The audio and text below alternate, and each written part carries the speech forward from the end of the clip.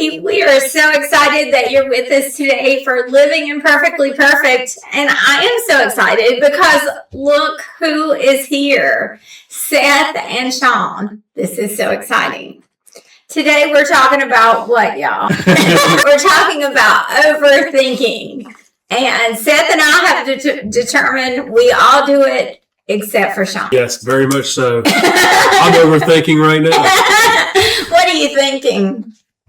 What exactly we're going to be talking about and how we're getting to that point. Well, we were just talking about crumble cookies and their new drink that we thought had 3,000 calories, but it only has 900. 900. Sean and I go to Crumble every week to get cookies, but we only eat one bite of each cookie. Do you have something to say?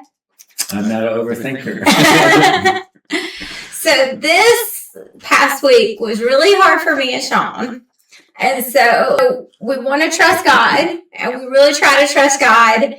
But we had difficult situations that came up, and I think we were overthinking some stuff, don't you?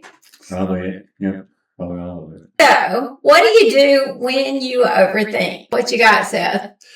So the biggest thing I can come up with for overthinking, when in work, when I was doing project management, I'd always get sort of consumed thinking about the end of the project and the completion of the project. And then in doing so, I would worry about the small stuff. I'd sweat the small stuff because I'd become overwhelmed about the small stuff because I was so focused on getting to the end instead of just taking it step by step and doing the small task that leads up to getting to the big picture and the finished product. That's sort of the thing that gets me now, still to this day. In anything, as I try to map out the entire process, beginning to end, and try to end up at the end at the beginning. That is overthinking, yes. Isn't it? That's a lot of thinking. I probably don't do enough of it, though, honestly. But, psychology has a thing called mindfulness, where it talks about not doing that. Instead, you look at the thing that's right before you and just focus on the moment that's before you. And that really is supposed to prevent the overthinking, right? Yeah, supposed to, yeah. And that's what I ended up through project management through the years I spent into it. That was always, you got to focus on the small things, break down the small things that you can address right then to end up accomplishing the ultimate goal. But it definitely took me several years to be able to get to that point. And that's in work. It's a whole lot harder to do that in everyday life. And so. Especially when hard things come. Yes, yeah. Because that's the big obstacle in front of you. Yeah. Yeah. It's hard to not overthink. And so many times we're like, God's got this. But then we're like, I don't know about y'all, but then you're checking the natural things, like checking whatever you can tangibly touch instead of. So if Seth does the small stuff and you catastrophize, right? And then I just think of the same thing over and over. They're all overthinking, just different. Do you think of the same thing over and over? More than I do any of the other things. When we were talking about this, Sean was like, I probably underthink. That's probably what gets me in trouble more than overthinking. Or I hadn't thought of it, and then I'm like, oh, that's probably true. So, what is the solution for this? What would the Bible say? Seth's a preacher, Sean's a preacher. What would the Bible say? You're a preacher. I can't overthink that one. But yet people do. No, that's what I don't want to do. What's the answer, preachers? Simple answer, I guess, is it's really not about us anyway. And one thing I try to remind myself is that the victory's already won, and it don't really matter as much what my part in it is or how I play in that. I'm just supposed to do the best I can. So, and knowing the victory's won, it sort of takes the pressure off of me to have to be perfect and hit every mark. I I love that. So that's what's helped me the most. Okay. So Seth is a football person. Before we started, we were like, we're going to talk football. And Matthew, my son, who is over there, we wanted him to come, but he wasn't, was like, okay, Mom, if you're going to talk football, name 5 teams. And I got 3. I think you got 4. Did I get 4? Yeah. I can't remember the 4th though. So I got New York something. Giants. I got Seattle Seahawks. Yeah. What else did I get? The Panthers. I got Carolina Panthers. I think it was 3. No, it was 3, yeah. She got LA, but she didn't. Yeah, I only got LA because I got Matthew a New York hat from New York because I thought it was the city. I didn't know it was the team. Now, you did say the Yankees.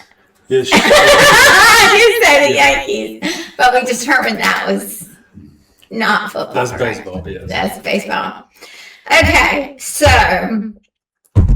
how do you make this football? How does what you just said apply if you were on that football field and you're... Well, so you were a tackler, yeah, right? I was a. That's what I know. I was an about it. offensive tackle, so I therefore blocked for the quarterback or running backs and all that. But so I guess how it would apply is, I mean, the victory's already won. It's The game's already won. game is done. You're running the clock out. The cheerleaders have cheered for you. The cheerleaders are cheering. Everybody in the stands is happy. The bench, everybody that's on the bench is getting playing time.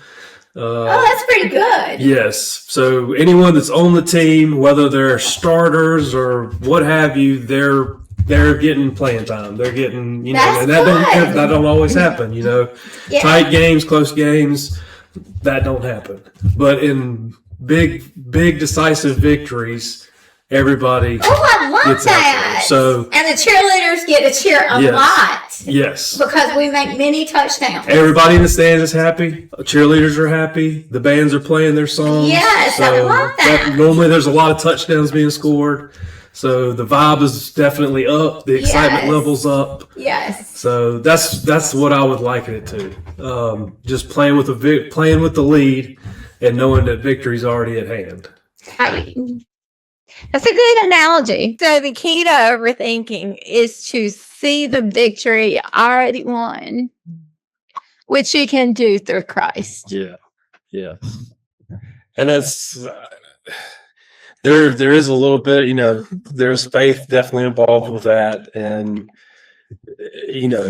if increasing that faith, which is a struggle, that's part of it too, right? I mean, that's another topic, but just trying to whatever you can take, and that's so even if you want to talk about, so the starters are the guys that are the most skilled, the most talented, the strongest, the fastest, blah, whatever. So, I mean, you can sort of think along the lines of the people that handle those things the best are those starters, those ones that are more talented, so to speak.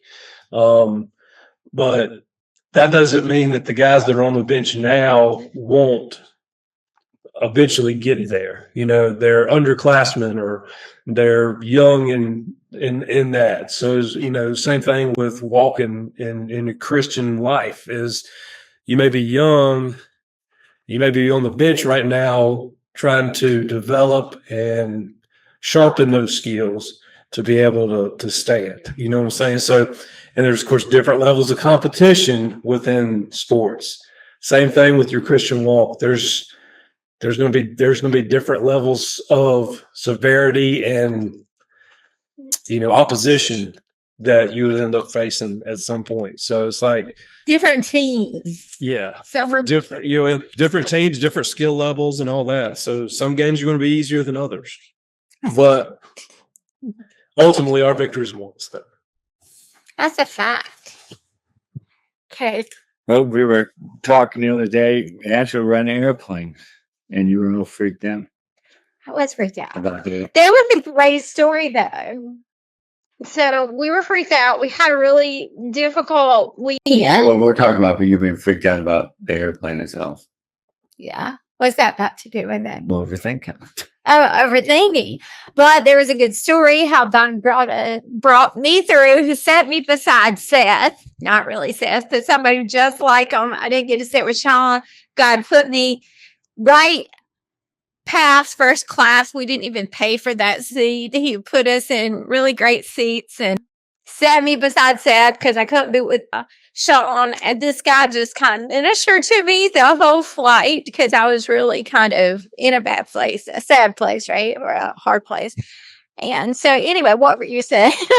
Well, I'm just saying, what's the worst that can happen if the plane crashes? I hate it when he asks that. I mean, that goes to overthinking it. What do you mean? What's the worst that can happen? I mean, you die. And? You go to heaven, but I don't want the trip. Oh, don't it? That kind of kind of trust God. Oh, you do trust. I mean, you trust them like the Hebrew children, right? They said, hey, if we go through the fire, we're with God. If we get burned up in the fire, we're with God. They knew just because it doesn't go, things aren't always going to go your way, right? But you still have to trust God in the process. Sometimes the process is happy and easy and a day at the beach. Other days, not that cool. Yeah. Right. And I think sometimes we think, God, why have you left me, or what have I done wrong? Only because we're so conditioned to, if it's not going well, then it must be something wrong. Right. But even if something goes bad with the airplane, God still got you. Well, and that, not that it went bad with the airplane was perfect, but that is a truth. Like, even in a really hard situation that we had this weekend, God was real present through the whole thing, working things, giving me little presents, like sitting me beside Seth, even though it wasn't really Seth, and putting us in good seats in the airplane and working Sometimes we miracles out. because we really looked around all the time. I mean, if God is going to sit you next to the right person, is he going to crash the plane? Good point. So, I mean, if we looked around all the time, even when things are hard, we realize that God is always with us. So that would be the point with what psychology says, how to be helpful. We talked about mindfulness, focusing on the thing that's right before you instead of trying to get to the big picture and making sure everything's okay. But also gratitude, just being thankful for the little things that occur along the way, even when it's hard. Yeah, it's tough. This is going to sound, this is completely like why this happens and why this guy does this. I have no idea. But so I listened to a professional wrestling podcast.